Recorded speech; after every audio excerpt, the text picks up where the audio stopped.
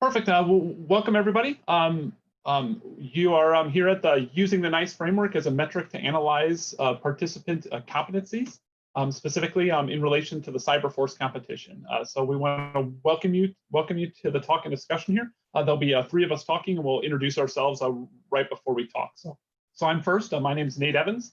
I'm the cybersecurity program lead with Argonne National Laboratory. And I've been involved with competitions for quite a while now, since the original CDX in 2001, where they invited universities out.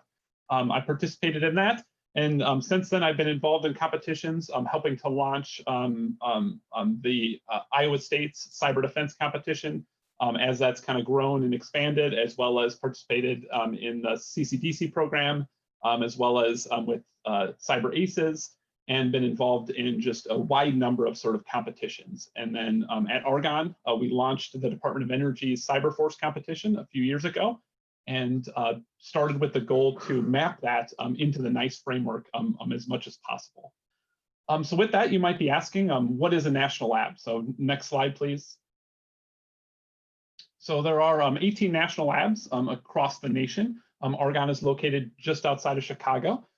National labs are put in place and are run by the Department of Energy to try to tackle large problems and try to expand technologies and expand research so it can transition to either government use or to private or commercial use accordingly.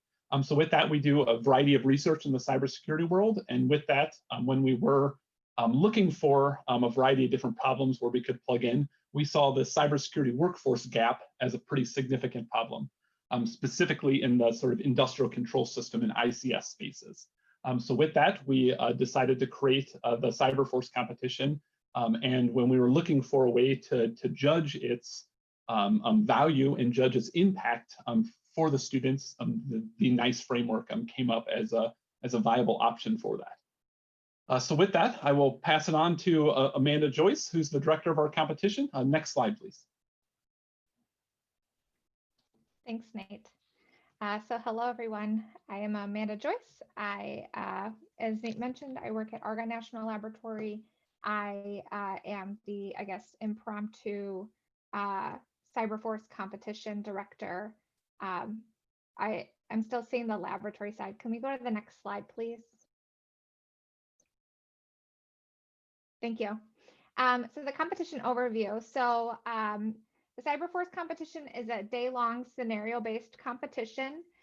For those of you that are well aware of competitions, it is a red-blue exercise for the most part, but we also add in a lot of very realistic elements throughout the day. So as you'll see on the right-hand side of the screen, we have a blue and a red. My very creative colleague, who we'll talk to later, made us this nice graphic here of how everyone interacts throughout the day. So we have our red, blue. We have what we call our green team, which is your users or operators throughout the day. So ensuring that while the college students need to provide a great defense, they still need to ensure that the usability of that system is there. Our white team is ultimately us as laboratory staff who build the competition environment, are there to help in logistical manners. What we call our fish tank or our C-suite is their yellow-orange color there on the bottom. I'm a business person true at heart, so I like to ensure that, again, every security professional that goes out there has a well-rounded look into life. So our C-suite looks at ensuring how do you convey very technical information to a non-technical audience. And so we have a entire portion where they have to provide their creativity, or they have to somehow pitch to their CEO or their COO some sort of how do we make things better on very little money, or I need more money and this is why. And then in the last few years, at least at Argonne, we've been put through together a pink team. So as you can guess, they work a lot with the white and the red, so why not make it pink? And those are the folks that are interested in understanding more of what red team does, but doesn't quite have the skill set there. But also obviously I was very interested in, just in general, the defense side of the competition. Next slide, please. So to kind of understand, as Nate mentioned, we started this competition back in 2016. It was under a different name. It's been rebranded to CyberForce competition, but back in the day, it was just a cyber defense competition, largely just hosted out of Argonne National Laboratory right outside of Chicago. And in that year, we had just shy of, I believe it's 9 schools in 2 states, Iowa and Illinois. Next slide. In 2017, it still was just Argonne National Laboratory hosting the competition, but then we had 15 schools and we had all the universities from these states in green. Next slide. And in 2018, we hosted the competition twice because why not make it fun and useful for everyone? So in April of 2018, which was when we used to run the competition, it was in the springtime. And we know that that is really, quite honestly, a terrible time for a lot of students. So we did move it into fall in the 2018 then again. But in April, we started adding more national laboratories. And as you can see, the 3 stars there, we added Pacific Northwest National Laboratory and Oak Ridge National Laboratory. So we had a West Coast, an East Coast, and a Midwest in there.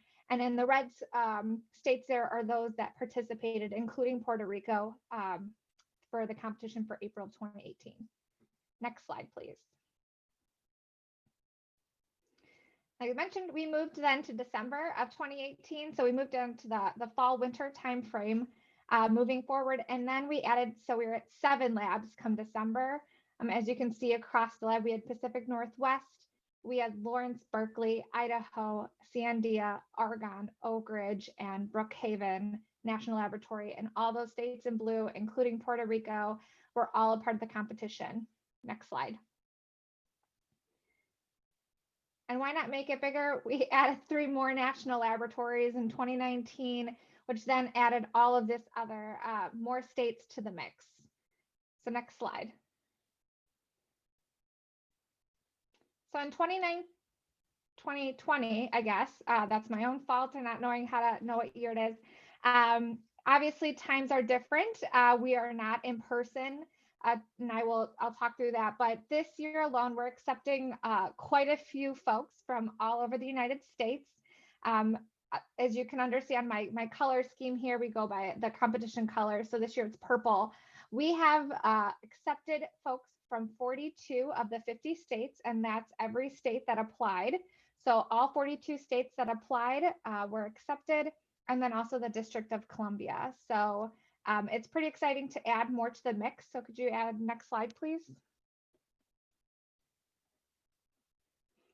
So then competition over time, as you can see, just so you have a visual of, you see all these colors, and again, not looking at it very as quickly as sometimes you'd like.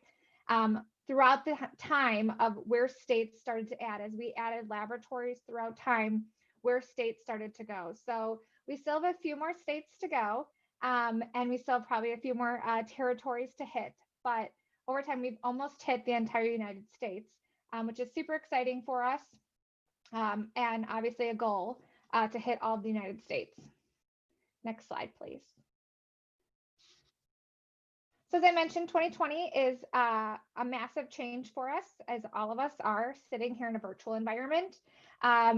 Such is CyberForce for this year. So CyberForce typically is entirely team-based, 4 to 6 students. They come to a national laboratory on site and they participate on the competition day. They have a Friday period where they set up, and Saturday is an 8-hour competition day. Because of everything going on, we've moved the competition not only virtual, but individual.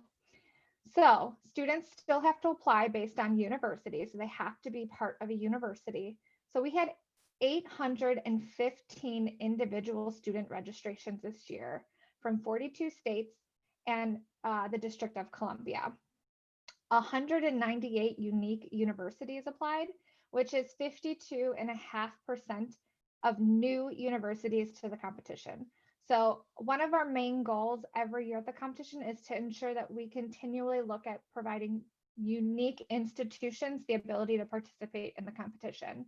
Obviously, at being in person, there's a capacity number that we all have to respect. This year being virtual, we got the unique opportunity to really invite so many more people to come. So it's very interesting and fun for us this year.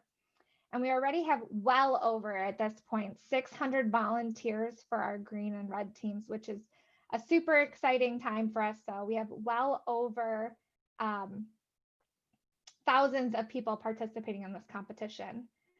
Over of the 815 that applied, we are at 420 that are accepted. So we did have to select down just to keep the competition in a manageable state. And of those that were not selected, they were offered slots in other teams for the competition this year. Next slide, please.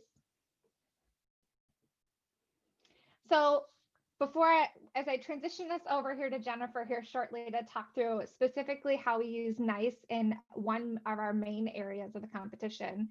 Holistically, as we've seen in the competition for successful teams, and so this year it's kind of one of our key elements to kind of identify if it also is true of a successful individual, is those of lower ranked teams tend to be very specific and focused in on only one scoring element. So part of the CyberForce competition, we have a plethora of scoring elements. We're not just one scoring element and you work towards defending and keeping red team out.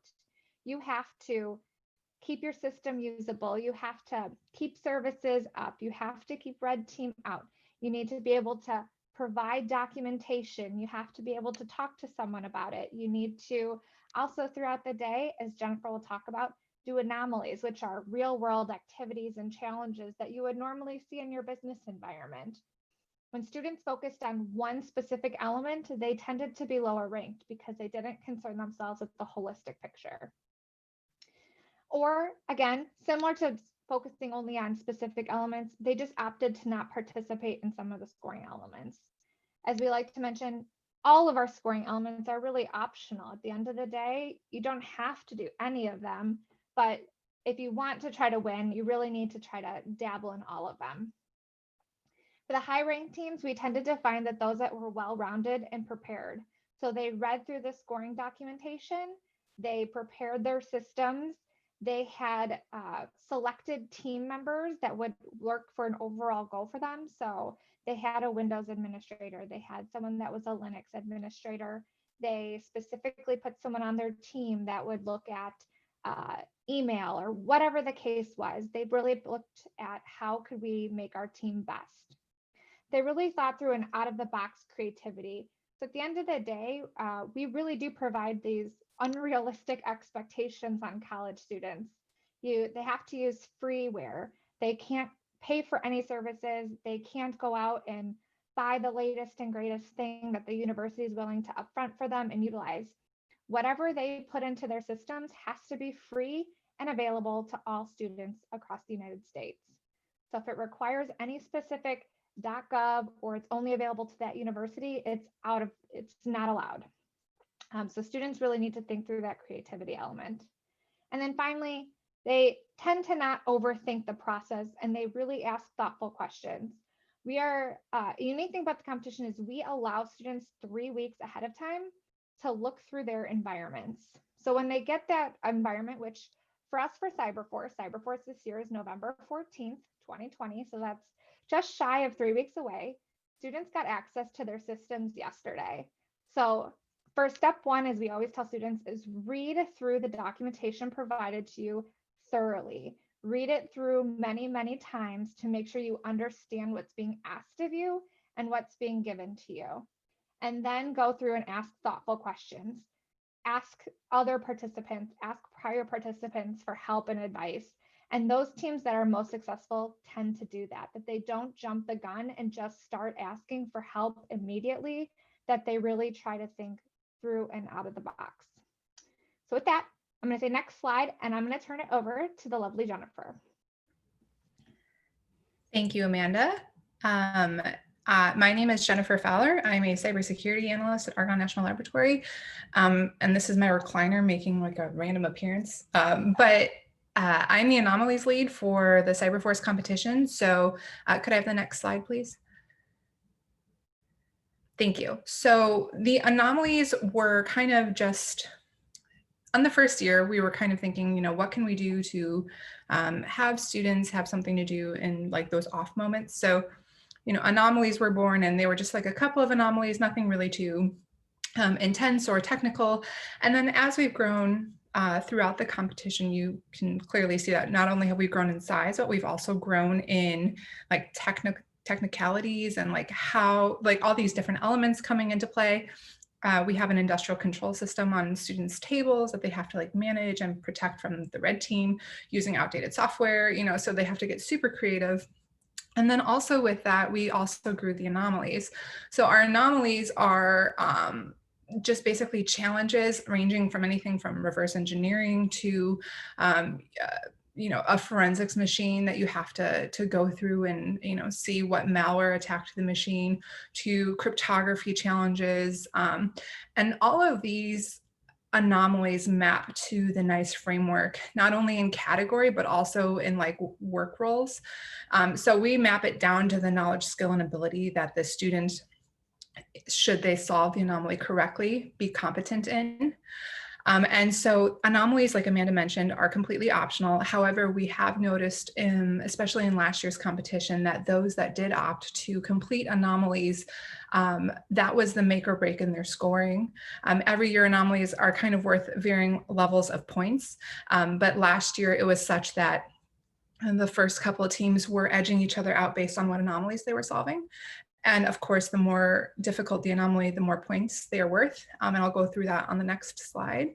But basically, the anomalies let us know, where the students are competent, where they might need some additional help, or where they may need to brush up on some skill sets. And by mapping anomalies to the NICE framework, specifically within like work roles, we're able to like kind of go back and tell the school, like, hey, perhaps your curriculum should include X, Y, Z, or these are where we saw knowledge gaps nationwide. What can we as like a higher education institution do to help bridge these knowledge gaps that we see in the competition? Next slide. And so on the left, you can see I do a crypto challenge every year. And so last year, I think only 4 people solved the cryptography challenge. So it's probably a little bit too complicated, but this is the competitor badge. It's kind of a nod to how DEF CON does their competitor, or like their badges that they have at the conference. This is something that's different every year that maps to the protect and defend category, specifically within the work role of being knowledgeable on different cryptography methods and ciphers and whatnot. And so anomalies simulate real world issues that you as an IT admin or someone working within the cybersecurity industry can come into contact with on a daily basis. These things range from, your end users reporting something suspicious and gives you a help desk ticket and you have to try and help solve that, or Bob's logging in at 3 a.m. but his IP is coming from China, trying like what could possibly be the issue there. So we give them these real world challenges that simulate something that an IT manager may find in their job. Also with the industrial control systems, being able to have hands-on ability to work with a simulated industrial control system, like a tabletop device, also gives them the opportunity to try and secure outdated infrastructure that they wouldn't really get anywhere else. So the industrial control systems, along with the anomalies, sometimes they go hand in hand, where we have ICS-based anomalies. Those really give students and participants that real world challenge.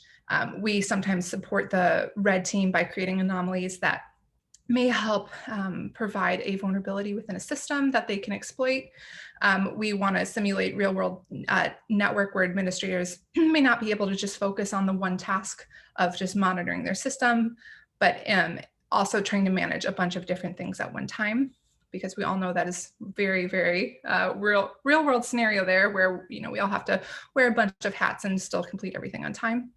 And then also be able to kind of manage and coordinate tasking within your team. So anomalies help simulate all of those things, because you may have participants within the team that are competent in different areas. So like one person may be really great at cryptography, another person great at reverse engineering, and hopefully in the end of the day, you have that that back and forth of teaching each other how to solve anomalies as well, or getting help from other team members. Next slide.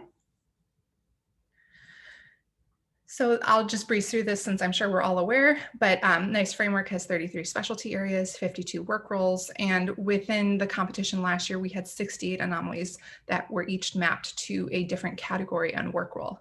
This year we have 28 anomalies. Because it is a individual competition, we're certainly not going to give them 68 anomalies. That would be way too much to do, but I'm interested to see this year how many anomaly students can solve and still maintain systems. Next slide. So this is kind of like the overall anomaly breakdown based off of difficulty level. I will say that within each category, there is a, within each like denomination of difficulty, there is a category that is missing. And I'll just caveat that by saying, in the end of the day, we always strive to have an even spread of anomalies across all different difficulty levels. So I would love to have each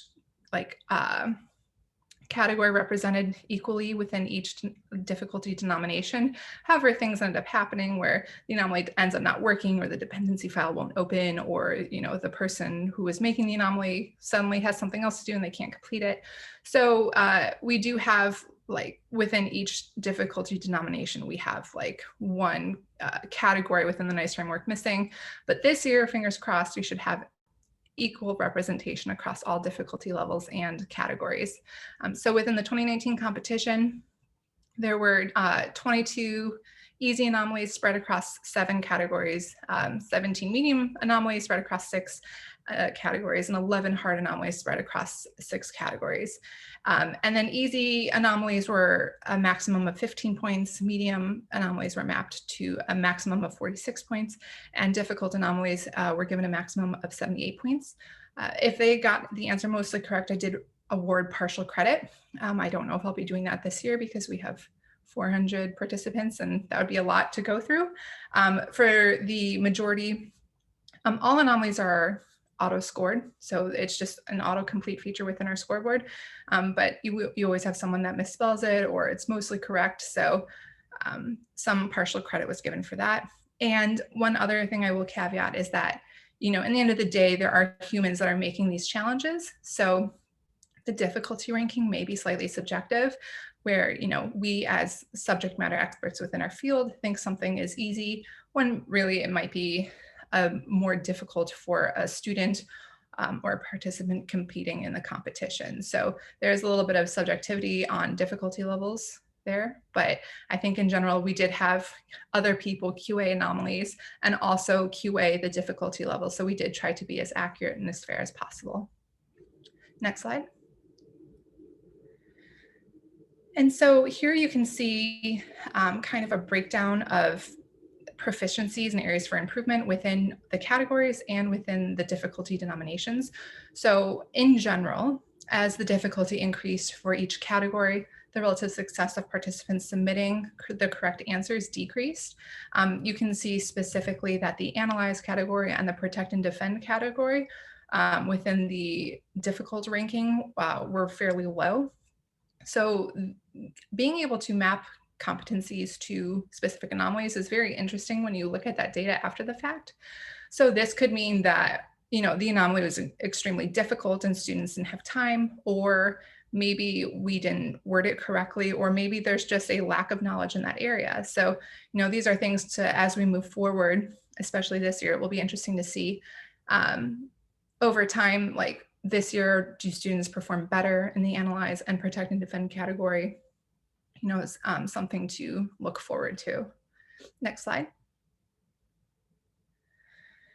So trends indicate for the 2019 competition that as participants encountered more difficult anomalies, their ability to solve it decreased, apart from the investigate and the collect and operate category.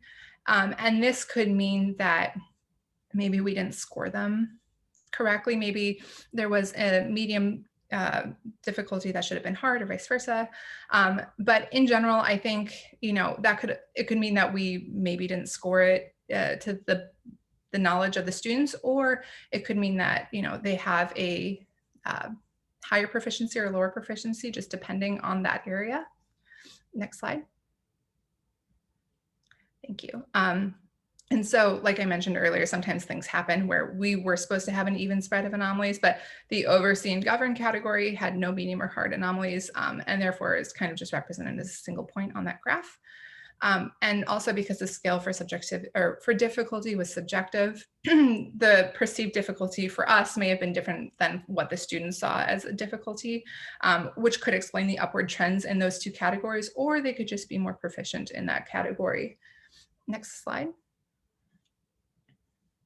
And so these are very interesting statistics here. I'll try not to spew a ton of numbers at you, but doing a historical analysis within each category, I find very interesting because you can really see, the trends within, the content being taught at these universities, or perhaps things that students are learning on their own. Within the 2018 competition, nine teams attempted 7 anomalies with 39% success rate. In 2019, 48 teams had a 56% success rate. So not only for the analyze pillar, not only were competitors more confident, but they were also more successful at completing analyze anomalies in 2019 versus 2018. For the collect and operate category, we see that 7 teams had a 20% success rate. In 2019, we had 46 teams that had a 74% success rate. And the amount of anomalies that they tried to complete were pretty much the same. And so we kind of see here that they have a very strong knowledge base within the collect and operate category, especially within the 2019 year. Next slide. Thank you. The investigate category, we saw, you can see the data on the screen, but we saw that participants felt more comfortable and were more competent in the 2019 competition for the investigate category. They had a higher success rate there. And then for the oversee and govern category, we see that participants were more confident in attempting these anomalies, but their success rate was lower because in 2019 we had a 90% success, 2018 we had a 90% success rate versus 2019 we had an 84% success rate. So that's pretty minuscule percentage difference, but we had many more teams try and attempt the oversee and govern anomalies in 2019. Next slide. Thank you. And so for operate and maintain, we had 6 teams with a 6% success rate in 2018. And then in 2019, we had 65 teams with a 59% success rate. So obviously we can see that students also improved in the operate and maintain category. So we had more students who were more successful in 2019. Next slide. And in our protect and defend category, this is my favorite category to create anomalies for, probably because it's where crypto is mapped. But I just find it very interesting because for me, I have a tendency to do well within protect and defend categories for myself, just looking at that. But interestingly, like nationwide, we have about, we see that more students were competent and confident in 2019, but the competency level for solving the anomalies correctly was about the same, with a 63% success rate.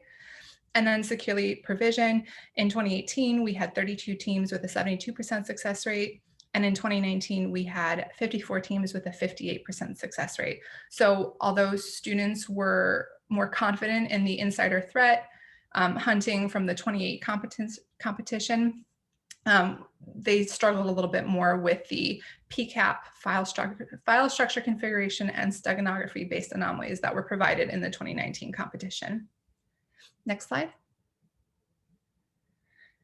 And so with that being said, our data generally indicates that as anomalies increased in difficulty, their ability to solve the more difficult anomalies decreased.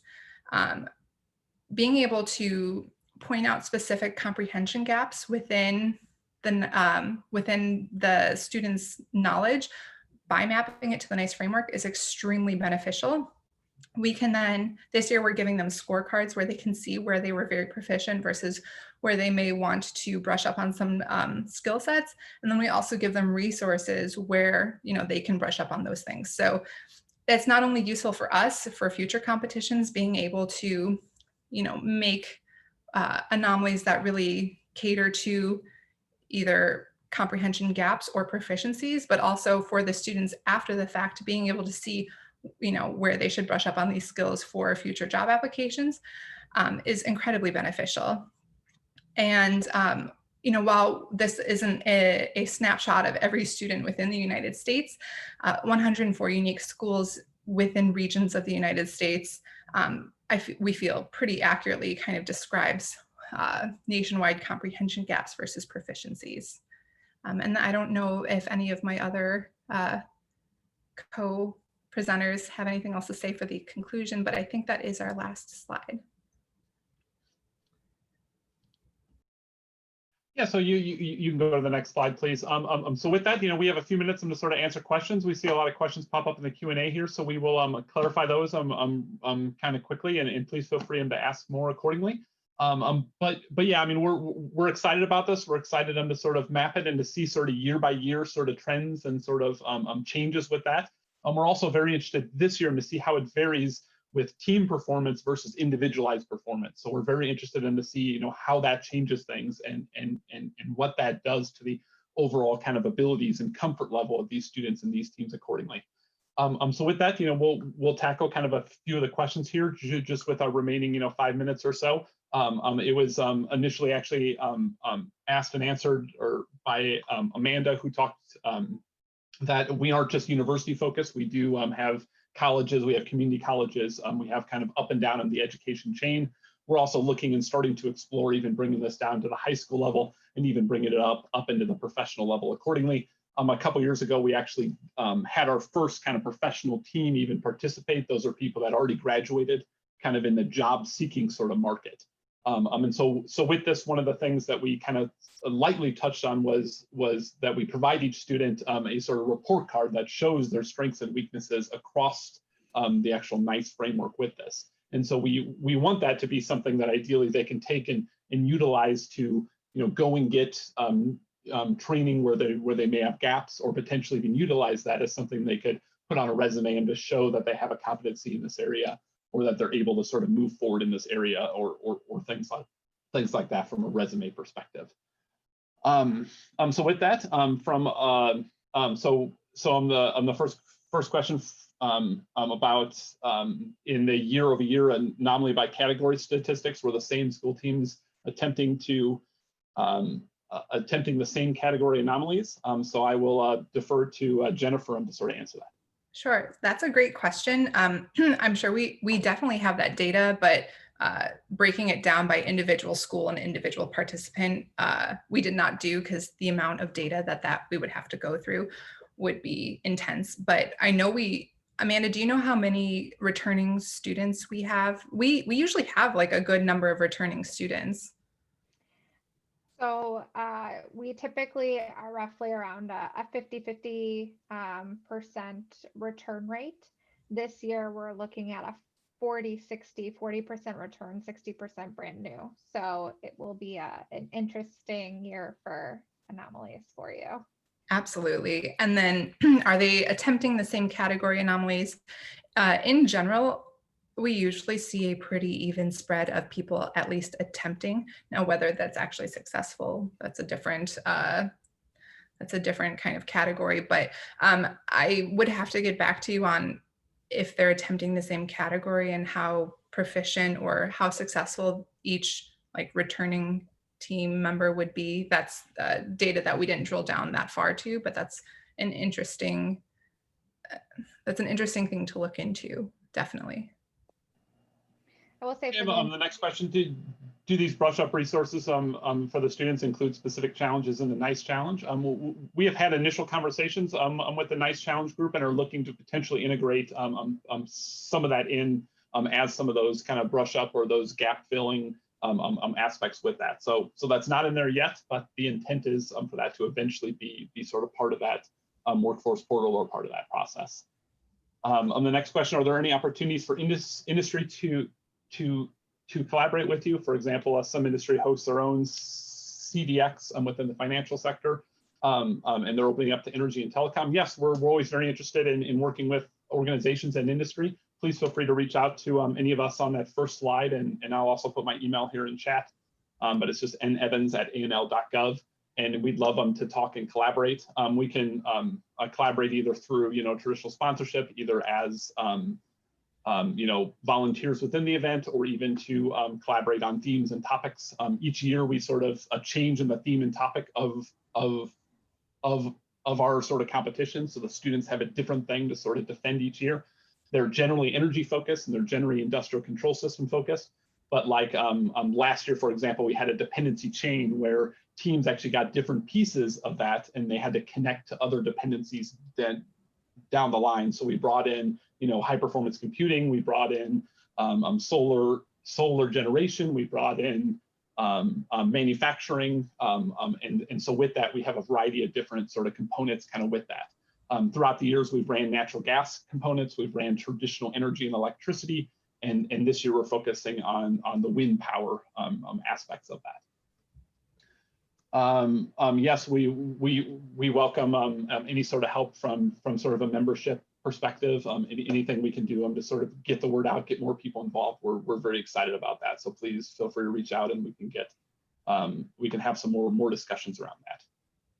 Any ideas on why in the last few states haven't participated, Michigan in particular? I think a lot of it is just word of mouth. I mean, we reach out to all the SFS schools, we reach out to a variety of different sort of connections. And unfortunately, we find that the most valuable way to get sort of teams in there is if there's a relationship already in place, either with another school or with a local lab in that area or something along those lines. So unfortunately, where you see gaps are where there aren't national labs, where there may be connections in which already exist, or there aren't sort of connections with other schools or things like that. We were really hoping to reach all 50 states this year, and again missed it by just a little bit. So hopefully next year we will be able to sort of fill that sort of 50 state aspect. And next year we're hoping to sort of continue this sort of trend where ideally we would have a team event in the fall and then have an individual event in the spring. So we're hoping them to sort of have the ability to still do that individual side as well as in the team side, and be able to sort of compare and contrast on the data sets accordingly and to see where there continues to be trend variations and continues to be next steps with that. So we're excited about that. There's a question here about our previous competitions available for practice and learning opportunities. The anomalies specifically are released after the competition. We release the answer, we release how it was built, the difficulty level, things like that. So students can definitely brush up and maybe see how close they were to achieving the right answer. And then we put any like resources that we use to build them, like anything from like the NICE framework, or sometimes we like have the MITRE attack framework. So we'll like list that as a resource for them as well. But the kind of red team, blue team aspect isn't really available after the competition since it's kind of a live thing, but we do provide them like a scorecard of how they did so they can look to see, where there may have been gaps within like the protect and defend aspect of that red team, blue team competition. And they can practice later on. I would also add that we don't mention it here because obviously this is meant to be more of a NICE, but the unique portion of CyberForce is that it's meant to talk about the cyber-physical connection. And so when we're in person, there is a cyber-physical model on the table for all the students. So again, because we're Department of Energy, they're typically energy models. So think of oil, natural gas, regular electricity, substations, manufacturing, whatnot. So the students can actually see what a cyber attack also causes physical implications and vice versa. So those students get, and they get all the information for that as well to go back and understand and play with and work with. But to Jennifer's point, the students get access to their VMs to kind of copy over, but all of the rules, data, everything that the students get is all on the CyberForce website, which is cyberforcecompetition.com. A mouthful, but super easy to remember. And those are all up under prior competitions if you wanted to take a look for that. There was another question, how has your the teams within the competition evolved over the years? Super funny story. First year we did this, it was very short timeline. We wanted to have like an ICS component on the table, and it was literally a Raspberry Pi with an LED light, and then we put a wooden birdhouse over the top, and we're like, cool, this is like electric power. To now our amazing ICS lead, Steven, has made these incredible like industrial control systems that are tailored for a specific industry, whether it's power, wind, or solar. It's the amount of things that he is able to kind of create and complete and have on the table for these students is just incredible. So that, I would say, is the biggest glow up in terms of what we've done and how it's evolved over the years. And then there's another question about, oh, sorry, go ahead. Yeah. So I mean, it continues to evolve, and we continue to sort of tweak and alter it accordingly. So each year we change things. And the first year we had anomalies not worth that many points, and then that sort of continued to grow and continue to change. Every year it sort of ebbs and flows as we learn and sort of improve on the competition as it goes. Even as sort of a question asked, we have had pink team members that have sort of graduated and sort of moved up onto the red team, and we facilitate that process and help out accordingly. Angel, I mean, if you want to reach out from a K through 12 perspective or high school perspective, where we'd be very interested to talk and collaborate there a little bit. And then the last question, Rodney, from an offensive cybersecurity perspective, we have purposely sort of initially made the competition to be very defensive in nature,